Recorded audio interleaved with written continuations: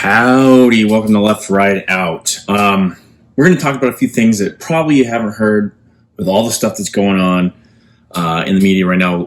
Vaccine mandates. That's something that just came out in the last few days. And my only stance on that is, hey, we're going to see what happens when we get to the courts. There's a lot of data that, it's just, well, pragmatically, how do you do that? The second and third order effects of actually implementing something so broad as what President Biden has put forth. Also, then you have to couple that with data like now that CDC has even come out with their little analysis of blood samples. It says that 80% of Americans have some sort of antibody, immunity to COVID at this point. Now, there's so much data out there, or so much conflicting, or so many agendas. So it's really tough. So now let's just let this thing shuffle out the course. I believe it'll get struck down to some extent. Now, can there be pressures on the private industry? I don't know, but we've got a lot of governorships that are vowing to stand against it. But anyway, let's not parse words on that. There's plenty of people that have commentary on that, and if you want, I could talk about that, but. I like to look, okay, whenever big stories like this happen, same in finance, especially in finance or economics, whatever, I intermix the two terms a lot of times when I'm not even thinking. But anyway, a lot of the times you need to look at the other hand, because what's going on, what they're showing you, or what the media in general, the government's showing you, there's other things going on, right? And with that in mind, let's go on with the Afghanistan thing. Conveniently, with the vaccine deal, now we're not talking about Afghanistan. Hardly talking. A few people chattering now, but that's been off the headlines a little bit because now you got all the other stuff. Arguably one of the worst military exfils in our generation I've ever seen. Arguably in the history of this country and possibly in the world. I don't know. I can't think of anything off the top of my head, and I didn't really look back on anything. I guess that, Saigon is about the only thing we could really relate this to. But anyway, so some of this equipment, which I've always been hugely against, I've seen it in other areas. Like we keep giving equipment, whether by accident or by malfeasance or by deliberately giving American military equipment to governments or terrorist organizations. And now, when we left all this stuff in Afghanistan, presumably for the Afghan military who folded like a paper tiger, they didn't last very long. But that military equipment, and it's pretty famous now, you see people flying in Black Hawk helicopters and rolling around in Humvees as if, the equipment wasn't already there. But anyway, now it's left and the Taliban's, they have it. So we got a good article that comes from the, Middle East. They call it the Middle East Eye, which I'm sure is I don't know the background on this publication as well, but I've seen it published elsewhere. But this article I just have to pull up, and BBC has reported on it and whatnot. They have, they've got pictures of this military equipment. It's already made its way over to Iran. Now, what does that mean? Now, we know during the Obama administration there was an eerie drone incident with Iran, and they were able to either hijack a drone, capture a drone, or was landed there. That was pretty. There's a lot of questions that go around about that. But anyway, you can rest assured that they've tried to reverse engineer some of the drone stuff, or at least look for critical vulnerabilities within some of our most sophisticated drones based off of that. And you could blame Obama. A lot of us did. I mean, there's an interesting conspiracy whether he, that was landed there was eerily undamaged or just landed, whether it was hijacked or however that happened. Look into that. That's a conspiracy type thing, but it was there. They have it. They have presumably, God knows what they've learned from it. But so they have the Humvees, Black Hawk helicopters, or what you see in these pictures is mainly Humvees and light tactical vehicles, from what I can tell. Now, are Humvees like cutting edge stuff? Most likely not, but if there's like MRAPs in there, some of that is, there's some technology involved in there. Hopefully we've taken the radios and all that SIG intel stuff that, you'd have associated that. Hopefully that was actually taken. I don't know, because it seems like everything was so haphazardly done. That'd be my only thought about that. who cares if they get Humvees? What are they going to really discover? Have you ever seen a Humvee, a military Humvee? Have you ever been in one? There's nothing like outstanding about it. It's a gas guzzling diesel. It's pretty good off road, but they're not fun to drive in. I mean, maybe who knows what they can actually do with it. But the point is, maybe the Afghans or Taliban is trading with Iran this stuff, and maybe they'll give them the Blackhawks. Who knows what kind of technology are in some of those Blackhawks that we had. But presumably it's not like the latest and greatest stuff like a lot of the other conservatives have been saying. I mean, this is a lot of our standard military gear is not super technologically savvy. Once you get into maybe some of the spec op guys or whatnot, yeah, they have some interesting stuff. Or you get into like some of the encryption modes or whatnot. I get that, and hopefully that was all taken care of. But we know some of that wasn't when they took over some of the airfields. That some of the data was left. Which that species, I mean, who knows what was going on. But anyway, I wanted you guys to be aware that, yeah, some of this equipment, it's been spotted going into Iran. The Iranians do have some now, presumably, which what else is new? They've already got one of our most sophisticated drones a number of years back during an Obama administration. So that's something to keep an eye on. Afghanistan is still an evolving situation. You have the Northern Alliance, whatever's left of them. I saw an article that they actually won some battle, but I don't think there's very much of them left because I think I don't really know. I mean, we'll get more intelligence. Like I said, it's an evolving situation. There's still Americans over there. There's still some crosstalk with trying to get planes out there, and apparently the Taliban, which would seem like it'd be their modus operandi, to hold people to try to now get logistic stuff for their equipment that they're utilizing, or some kind of bribe they're trying to extort from us. I mean, for me, when you have that military equipment, guess what the first thing that pops in my mind? Okay, well, now you have to service that stuff. Well, how are you going to service it? Well, especially with Blackhawks, you better have some relationship with us because that stuff goes down.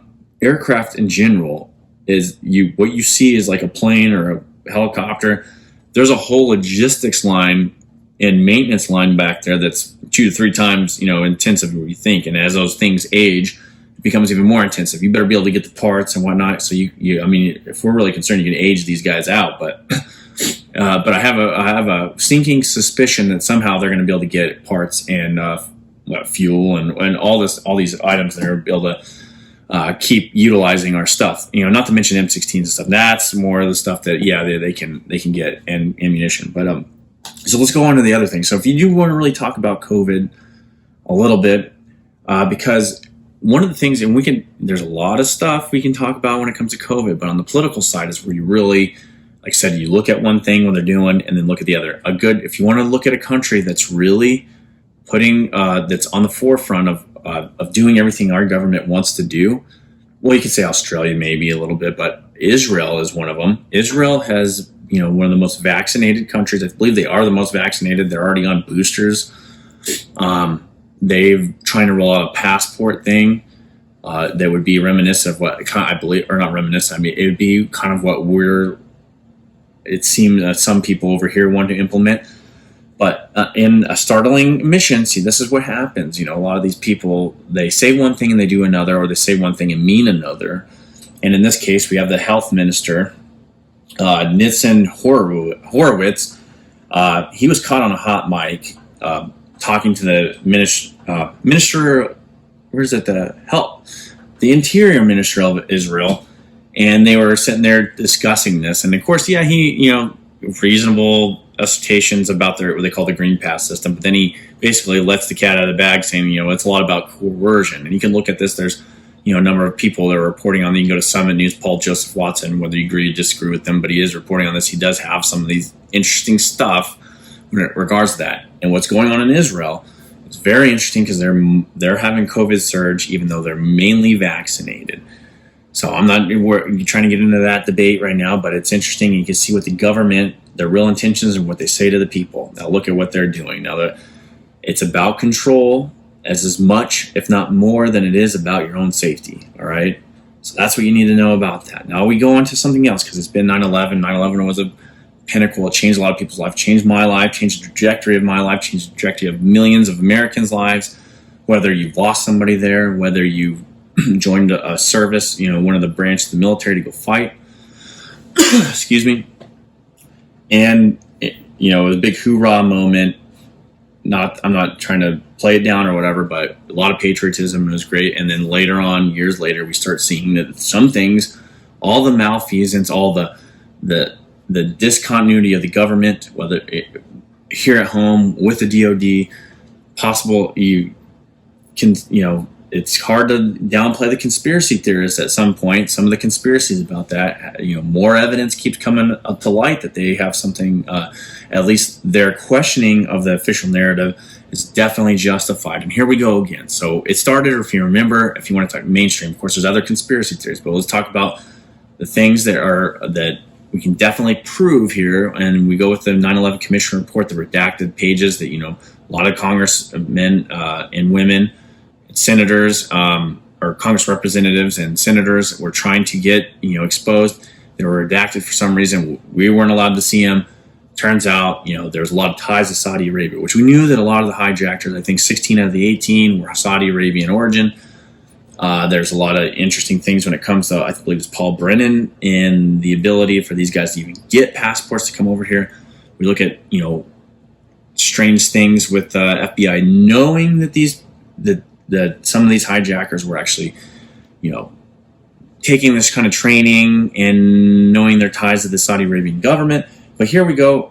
Finally, we'll give kudos to Biden on this one. They declassified another memo, which, why the hell, 20 years later, we're still got memos and stuff out there. It baffles me. But it's heavily redacted, by the way, so you can actually look it up. But if you don't want to, you can go to, Zero Hedge. You can look it up. FBI declassifies a 9/11 memo after Biden executive order. And the headline is, puts to bed any doubts of Saudi complicity. Now, specifically, this memo goes into this gentleman, I don't call him a gentleman or whatever. He's has Saudi ties to their consulate there in Los Angeles, and he assisted two of the hijackers, apparently, according to this memo. He's in daily contact with them, and I believe this guy's name, let's look it up real quick. I just had it written down, Omar al-Bayami.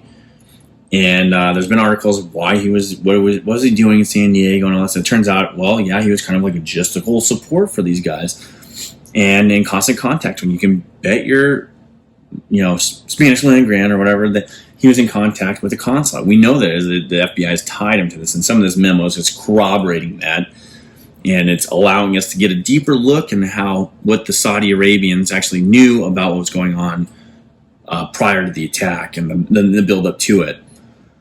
And it explains a lot of the things. So it's interesting. You can actually get the actual document off of this and look it up for yourself. I mean, it goes into a little bit of detail. I just kind of glanced over it, and because I'm pretty aware of what of the Saudi connection in this, and this just kind of like, hey, we'll put this in our little the Saudi connection is validated somewhat to a certain extent here.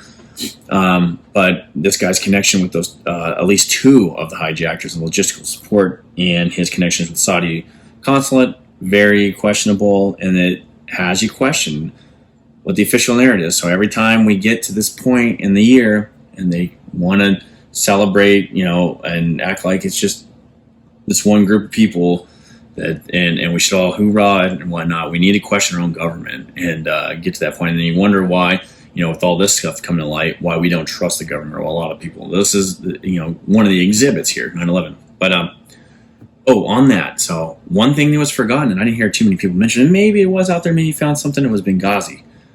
I don't forget that one either. Benghazi happens to be under the same, pretty much the same administration we have now, Obama administration, Clinton's, but who was there too? Joe Biden. And that was a failed pullout, in my opinion. And there was other, interesting undertones to that deal as well that are documented when it comes to gun running and stability of the region. But that happened, and I didn't hear too many people talk about that, but that happened, and we need not forget that as well, because that ties into the Afghanistan thing, in my opinion. The failure of planning or intention of the same people we have in charge, which are partially the same people we had in charge then as well. And it seems to be a pattern of action or of results, lack of planning, lack of execution, and lack of just common decency to, our American principles. Where one, never leave an American behind and do whatever you possibly can to do that.